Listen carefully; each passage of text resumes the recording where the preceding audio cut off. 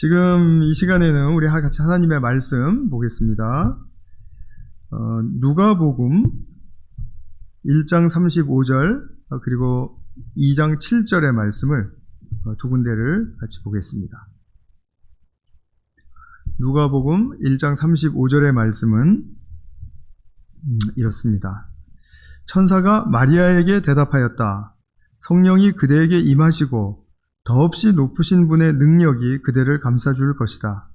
그러므로 태어날 아기는 거룩한 분이요 하나님의 아들이라고 불릴 것이다.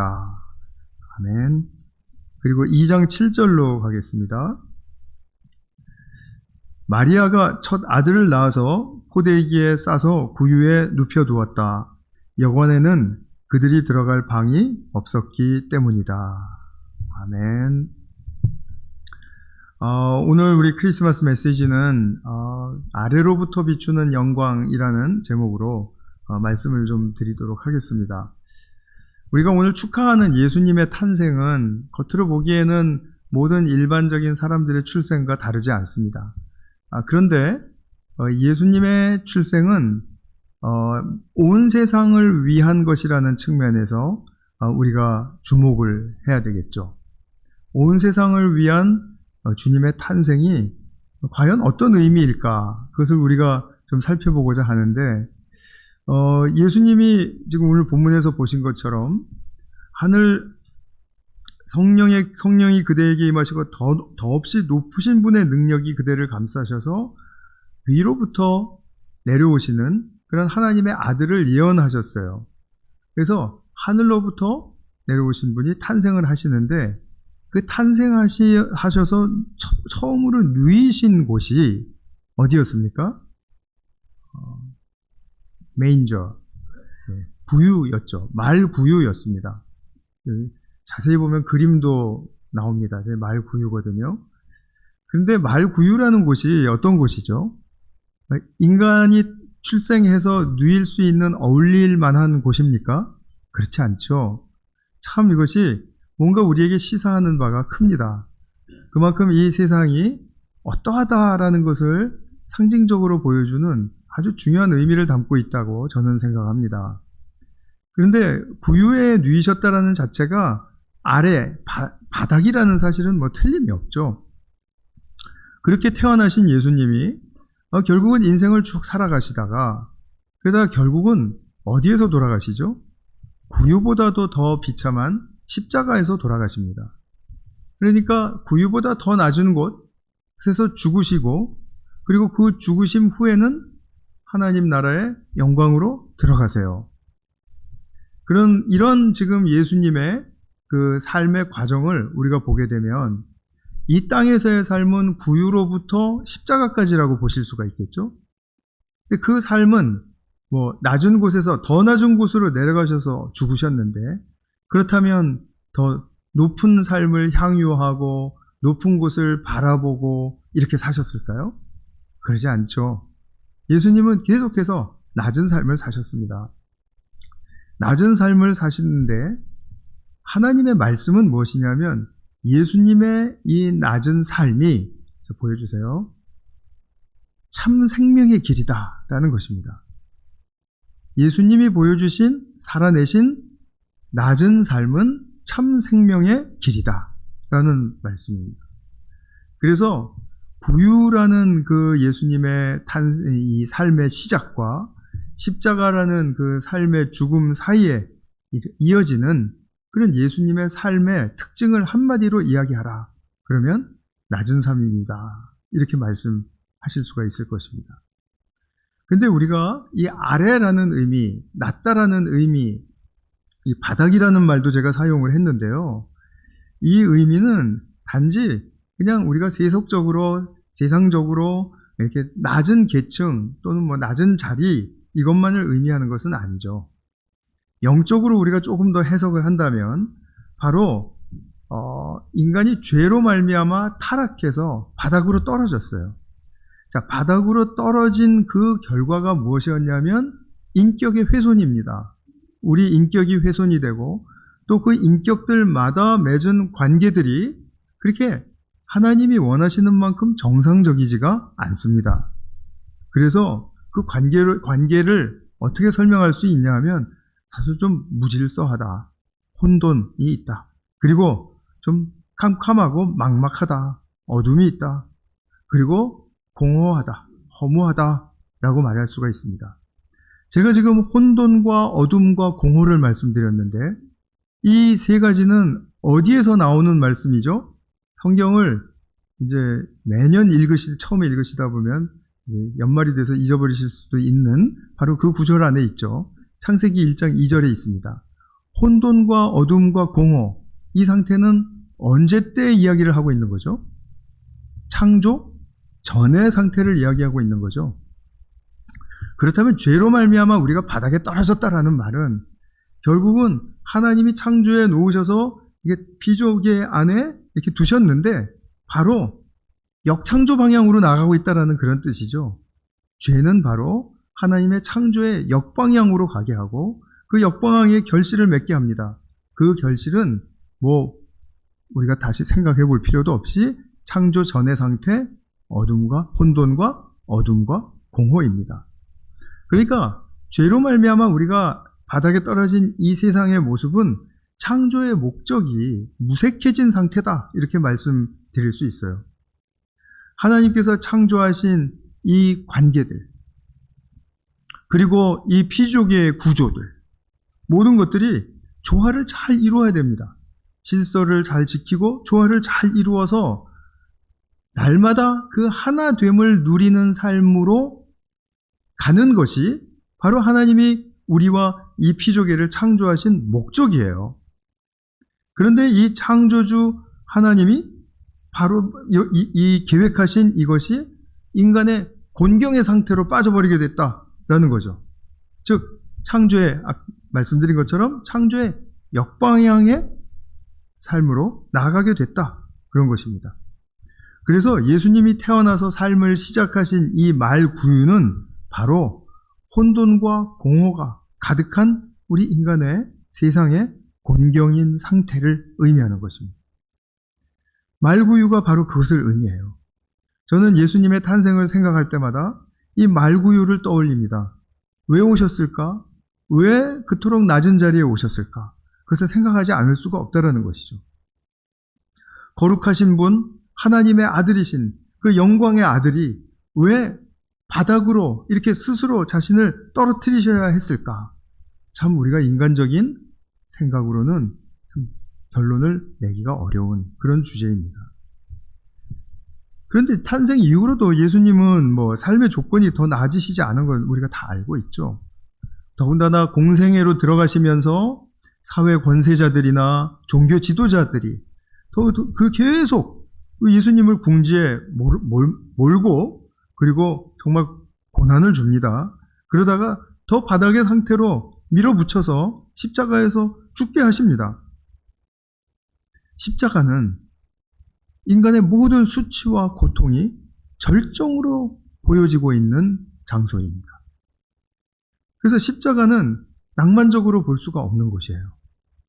인간의 우리의 수치와 고통이 그 십자가에서 너무나도 선명하게 비춰지고 있기 때문이죠. 말구유보다도 더 처절한 상태, 더 이상 내려갈 곳이 없는 그 바닥의 상태, 그것이 바로 십자가입니다. 그런데 예수님으로 인해서 예수님이 낮은 삶을 살아가고 계실 때 경이로운 일이 벌어졌습니다. 그 경이로운 일들을 제가 말씀을 드린다면 이것입니다. 우리 이 세상을 보면은 우리 구조적으로 참 해결이 안 되는 문제들이 많이 있죠. 그 중에 중요한 것 중에 하나가 뭐냐면 같은 인간임에도 불구하고 바닥에 처하게 되어서 스스로 힘으로는 도저히 일어날 수 없는 사람들이 있습니다. 자기 스스로는 자기 힘으로는 살아갈 수 없는 사람들. 가난하고 그리고 너무나 속독한 또 죄를 지어서 또는 병들어서 도무지 자기의 인생을 자기의 힘으로 꾸려갈 수 없는 그런 낮은 존엄성까지도 잃어버린 사람들이 이 세상에는 많이 있습니다. 우리가 북한을 이제 예전에 도와주려고 할 때 북한이 우리나라에게 공격한 말이 무엇입니까? 너희 나라 절대 빈곤층 350만 잘 돌봐. 그들이 나 잘 돌봐. 이런 말 들었죠. 어느 사회에나 있습니다. 미국에는 없습니까? 미국엔 더 많습니다. 너무나 많습니다. 이 잘 사는 나라에도 그런 구조를 해결을 하지를 못합니다. 인간의 힘으로 해결이 안 되는 것이죠. 그래서 이들이 너무나 비참하고 처절한, 그리고 모든 소망을 잃어버린 그런 상황 속에서 살아가요. 그런데 예수님으로 말미암아 경이로운 일이 일어났다라는 것은 이들이 자기들 바닥으로 내려오신 예수님을 만났고 예수님과 함께 교제를 갖게 되면서 예수님과 함께 울기도 하고 예수님과 함께 웃기도 하는 그런 예수님과의 화목의 그런 교제가 시작됐다라는 것입니다. 이것이 정말 너무나도 중요한 사건입니다. 예수님이 오신 목적, 그럼으로써 지금 그것을 이루시기 위해서 이 사람들, 분리되고 소외된 이 사람들과 함께 손을 잡고 동고동락하시기 시작하였다라는 거죠. 그러니까 이들이 예수님으로부터 하나님 나라를 배웁니다. 하나님 나라는 이런 곳이고 이런 방식의 나라이고 이런 원리를 가진 나라이고 이런 목적을 가지고 앞을 내다보는 나라이고 한 것에 대해서 배웁니다. 그러니까 이 사람들이 그 나라를 즐거워하기 시작합니다. 그러면서 하나님의 복음의 말씀을 들을 때마다 자기의 심령을 주님께 내어놓으면서 회개합니다. 저는 이런 잘못이 있습니다. 이런 연약함이 있습니다. 그리고 그들은 회개 후에 하나님 나라의 새로운 삶을 시작하는 것이죠. 바로 예수님과 화목이 이루어진 새 삶이죠. 이것이 이 땅에서 일어났다라는 것은 정말 경이롭고 새로운 일인 것입니다. 왜냐하면 예수님은 하나님의 아들이시고 거룩한 분으로서 구주로 오신 분이기 때문에 예수님과의 교제의 성립은 바로 그들에게는 하나님의 나라의 자녀가 되는 권세가 직접 주어지는 그런 길이었기 때문에 그렇습니다. 그래서 하나님이 창조 때 원하셨던 인간의 삶의 조화를 이룬 하나됨, 그리고 같이 함께 동고동락함, 그리고 함께 협력해서 하나님 나라의 목적을 향해서 나아감, 이것이 예수님과 누구와 함께 이루어졌다고요? 바닥에 처한 분리되고 소외되었던 사람들과 함께 시작이 되었다는 거죠. 그래서 이것이 바로 예수님이 새 역사를 열어주신 바로 그것입니다. 이 모든 것은 어디에 이유가 있습니까? 예수님이 바닥으로 내려가셔서 그들과 만나주셨기 때문이죠. 그들의 손을 잡아주셨기 때문이죠. 우리는 희망, 소망을 이야기할 때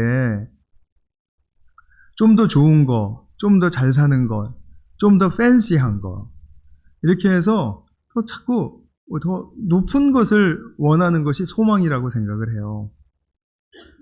그게 나쁘다라고 말을 할 수는 없을 것 같습니다. 그러나 그 소망만으로는 하나님 나라를 이루지 못합니다. 절대로 이룰 수가 없습니다. 그것이 문제이죠. 제가 분명히 말씀드렸습니다. 좀 더 갖고자 하는 거, 좀 더 높은 자리에 올라가고자 하는 거, 그게 그렇게 나쁘다라고 말할 수는 없어요. 그러나 그 소망이 하나님 나라를 이루지 못한다라는 측면에서는 우리가 좀 경각심을 가져야 됩니다. 세상의 구도 속에서는 누가 많이 가지면은 반드시 적게 가지는 사람들이 나타납니다. 우리가 부유하게 살면서 남는 것들을 쓰레기로 버릴 때는 정말 자기가 먹을 것도 부족한 그런 상태가 분명히 다른 쪽에서 나타나게 됩니다. 이것이 피할 수 없는 인간이 타락한 세상의 구도입니다. 분리와 소외가 인간의 힘으로는 결코 극복되지 않습니다. 인간의 선과 인간의 도덕적 책임으로도 결코 극복되지 않습니다. 그래서 하나님이 사용하신 유일한 초강수는 무엇인가? 그것은 바로 분리가 소외가 가장 극심한 곳을 택하셔서 그곳에 약하게 살고 있는 그런 그 스스로 일어설 수 없는 그런 바닥에 처한 사람들을 먼저 품으심으로써 그들과 화해를 이루시고 거기서 하나님 나라의 모습을 보여주시는 것입니다. 하나됨이 이루어지게 하셔서 바로 이것이 하나님 나라의 참된 모습이다 라고 그렇게 가르쳐 주시는 것입니다. 이 아버지의 뜻을 아들이셨던 예수님이 너무나 잘 아셨던 거예요.